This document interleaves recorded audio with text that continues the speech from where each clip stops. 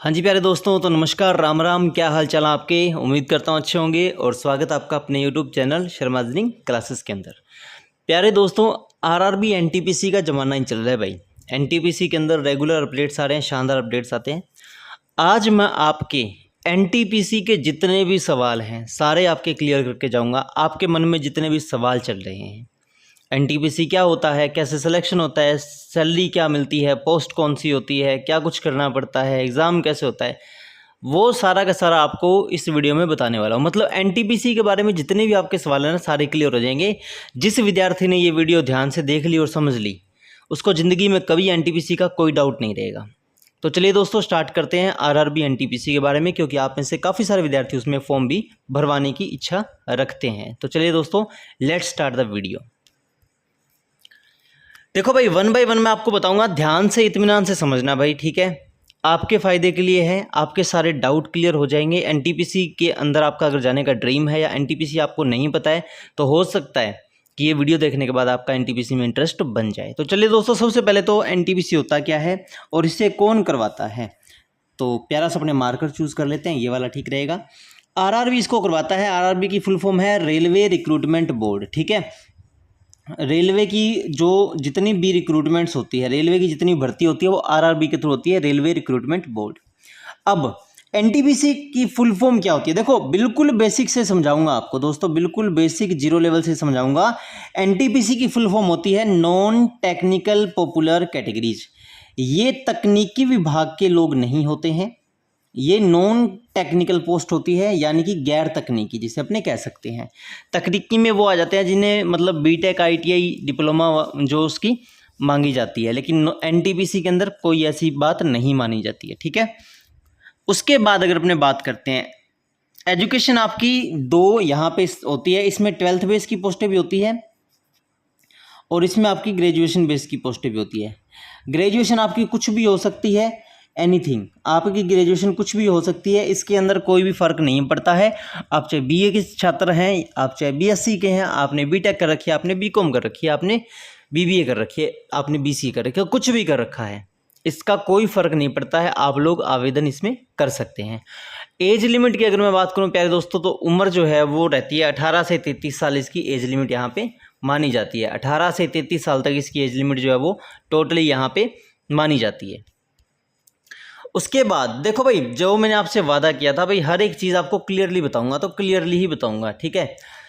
Post यहाँ पे दो टाइप की होती है। एक कैटेगरी के अंदर आती है 12th बेस वाली पोस्ट और एक कैटेगरी के अंदर आती है ग्रेजुएशन बेस्ड, ठीक है? सबसे पहले अपने बात करते हैं 12th बेस के अंदर। 12th बेस के अंदर आपको सबसे पहले मतलब पोस्टें कौन कौन सी होती है? Junior clerk, train clerk, commercial ticket clerk, junior time keeper. और कई बार आपने देखा होगा जो टीटी और टीसी जो घूमते हैं, ठीक है, जो ट्रेन के अंदर टिकट चेकिंग इंस्पेक्टर्स जो होते हैं, वो भी 12th बेस पे जूनियर लेवल के लगाए होते हैं, ठीक है? तो जूनियर क्लर्क हो गया, ट्रेन क्लर्क हो गया, कॉमर्शियल टिकट क्लर्क हो गया, जूनियर टाइम कीपर हो गया, या जूनियर आप कह सकते हो ट्रैफिक कंट्रोलर, जेटीसी जिसे अपने बोलते हैं, जूनियर ट्रैफिक कंट्रोलर। ये जो पोस्टें हैं वो आपको मिलती है अगर आप 12वीं पढ़े हुए हैं और आपने एनटीपीसी का एग्ज़ाम क्लियर कर लिया है। आपके पास में ऑप्शन होता है और आप कट ऑफ के बेस पर आपको ये पोस्टें, इनमें से कोई भी एक पोस्ट आपको अलॉट की जाती है। आई बात समझ में? अगली अगर मैं बात करूं, अब बात आती है ग्रेजुएशन बेस वालों की। ग्रेजुएशन बेस में काफ़ी पोस्टें होती है। यहाँ पे सीनियर कॉमर्शियल टिकट क्लर्क भी होता है। आपने देखे होंगे जो टिकट काटते हैं ना, जो टिकट काउंटर पे होते हैं, जो टिकट काटते हैं, वहाँ पे दो टाइप के क्लर्क होते हैं। एक होता है जूनियर क्लर्क और एक होता है senior clerk. Junior clerk 12th base का होता है, सीनियर क्लर्क ग्रेजुएशन बेस पे होता है।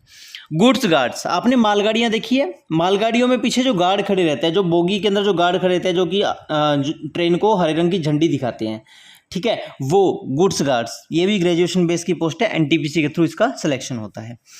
ट्रैफिक असिस्टेंट, आपने सिग्नल देखे हैं? 3 टाइप के सिग्नल होते हैं ना, रेड, येलो और ग्रीन। तो जो ट्रैफिक के जो सिग्नल्स हैं उनको कंट्रोल करने के लिए ट्रैफिक असिस्टेंट लगे होते हैं। ये भी एनटीपीसी के थ्रू भर्ती की जाती है और ये एनटीपीसी के अंदर ग्रेजुएशन बेस के थ्रू आती है, ठीक है? स्टेशन मास्टर, आपने वाइट यूनिफॉर्म के अंदर एक स्टेशन के ऊपर उच्च अधिकारी देखा होगा, या आपने नाम लिखा हुआ देखा होगा, नेम प्लेट लगी होती है स्टेशन मास्टर की, एसएम, ठीक है? स्टेशन मास्टर, जो कि एक स्टेशन का पूरा दायित्व रखने वाला एक अधिकारी होता है, पूरी जिम्मेवारी उसकी होती है पूरे स्टेशन के रख रखाव की, उसके कंट्रोल एंड कोऑर्डिनेशन की और ट्रेनों के सुचारू रूप से संचालन की। ये भी ग्रेजुएशन बेस पर एनटीपीसी के थ्रू सेलेक्ट होते हैं। सीनियर टाइम कीपर जो ट्रेनों का टाइम डिसाइड करते हैं। कॉमर्शियल अप्रेंटिस जो कि अपने मालगाड़ियाँ जो होती हैं उनकी जितनी भी कॉमर्शियल एक्टिविटीज़ हैं उनके साथ डील करते हैं।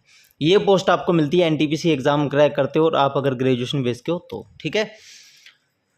अब बात करते हैं पैसा कितना मिलता है, पैसे की बात आती है। तो पैसा दोस्तों यहाँ पे अलग अलग पोस्ट के ऊपर वैरी करता रहता है। जैसे जैसे आपकी अलग अलग पोस्ट होती है आपका पैसा वैरी करता रहता है। पैसा 19,000 रुपये से स्टार्ट हो जाती है आपकी सैलरी और 35,000 तक इसकी सैलरी, 19 से 35 तक वैरी करती है आपकी स्टार्टिंग सैलरी। डिपेंड अपॉन कि आपका पद क्या है, आपका जो रैंक है वो क्या है, ठीक है। तो 19,000 से 35,000 आपकी स्टार्ट हो जाती है। दूसरी बात आपकी ग्रेड के ऊपर भी डिपेंड करता है, जैसे कि आप जूनियर टाइम क्लर्क हैं, सीनियर टाइम क्लर्क हैं या फिर आप स्टेशन मास्टर हैं, तो इस तरह से मतलब ये जो है वो वेरी करता रहता है अलग अलग टाइप से। आई बात समझ में। तो 19,000 से लेकर के आपकी 35,000 तक इसकी सैलरी रहती है। अच्छा, अब इसमें टेस्ट क्या होता है? टेस्ट इसमें होता है पहले CBT 1 होता है, कंप्यूटर बेस्ड टेस्ट होता है। उसके बाद आपका CBT 2 होता है। उसके बाद आपके डॉक्यूमेंट वेरिफिकेशन होता है। उसके बाद आपका मेडिकल होता है और उसके बाद आपका सिलेक्शन हो जाता है। ये 4 प्रोसेस रहते हैं, computer based test 1, computer based test 2, medical DV, ठीक है, एंड जॉइनिंग प्रोसेस। उसके बाद में आपको ट्रेनिंग अकेडमी के अंदर भेजा जाता है। वहाँ पे आपकी जो भी पोस्ट प्रेफरेंस थी या जिस भी पोस्ट पे आप अप्लाई हुए हो उसके अंदर उसके हिसाब से आपको ट्रेनिंग प्रोवाइड की जाती है और बाद में आपको एक स्टेशन, एक जोन जो है वो अलॉट कर दिया जाता है। जोन आपने देखा होगा यार, आपने देखा होगा NWR लिखा होता है, नॉर्थर्न वेस्टर्न रेलवे, या फिर आपने देखा होगा ऐसे लिखा होता है रेलवे के ऊपर रे, ऐसे लिखा होता है ना, तो इसका मतलब उत्तरी पश्चिमी रेलवे। कईयों पे लिखा होता है रे, इसका मतलब है पश्चिमी मध्य रेलवे। तो इस तरह से ये होते हैं रेलवे के जोन। ये रेलवे के क्या होते हैं? जोन होते हैं, क्षेत्र होते हैं और इनके अंदर आपकी फिर पोस्टिंग हो जाती है, चाहे आपको किसी भी पोस्ट पे जो आप एलिजिबल हो तो। आई बात समझ में। तो ये सारा का सारा खेल रहता है भाई RRP NTPC का, जब एग्ज़ाम कंडक्ट करवाने के बाद में जब ज्वाइनिंग मिलती है तो ये सारा का सारा खेल रहता है। आई बात समझ में।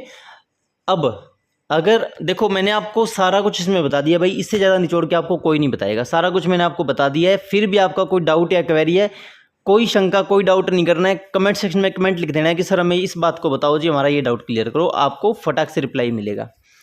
और आप में से कौन कौन विद्यार्थी NTPC में फॉर्म भरवा रहे हैं वो मुझे कमेंट कर दीजिए। और NTPC अगर आपको क्लासेस चाहिए मैथ वगैरह, क्योंकि रेलवे में मैथ काफ़ी पूछा जाता है, तो आप लोग मुझे कमेंट सेक्शन में कमेंट करिए, अपने क्लासेस भी स्टार्ट कर लेंगे। आपको जो भी क्लासेस चाहिए होती है मुझे कमेंट कर दिया करो, आपको फ्री ऑफ कॉस्ट वो क्लासेस प्रोवाइड कराई जाएगी और आप 2 क्लासेस डेमो बेस पे लगा के देखिए, आपको मज़ा आएगा, ठीक है। तो और जो लोग जिनको वीडियो अच्छी लगी है तो वीडियो को लाइक करके ज़्यादा लोगों तक शेयर कर दो, ताकि NTPC के बारे में सारे लोग जान पाएँ। और जो लोग चैनल पे पहली बार विजिट कर रहे हैं, पहली बार हमारी वीडियो देख रहे हैं, तो वीडियो को लाइक करके चैनल को सब्सक्राइब जरूर कर लीजिएगा। और चैनल के ऊपर प्लेलिस्ट जो है उनमें से वीडियोज़ भी देख लीजिएगा, वो भी आपके गवर्नमेंट एग्जाम्स के लिए बेहद फ़ायदेमंद है, ठीक है दोस्तों। तो अब अपने मिलते हैं अगली वीडियो में, तब तक के लिए बाय बाय, टेक केयर, जय हिंद, जय भारत, लव यू ऑल।